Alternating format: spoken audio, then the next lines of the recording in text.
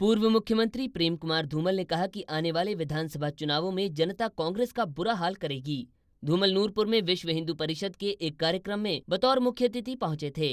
पत्रकारों से बातचीत में धूमल ने कहा कि कांग्रेस जितने मर्जी जीत के दावे कर ले, लेकिन इसका फैसला तो जनता ही करेगी और हिमाचल की जनता ने अपना निर्णय लोकसभा चुनावों में सुना ही दिया था।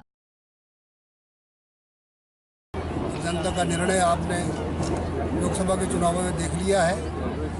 अब विधानसभा चुनावों में भी वही हाल उनका होगा, उससे भी पूरा बदतर होगा, क्योंकि लोकसभा चुनाव में वो 59 सीटों पे हारे थे। केवल 9 सीटों पर उनको लीड मिली थी। मुख्यमंत्री के अपने चुनाव क्षेत्र में भी कांग्रेस हारी है।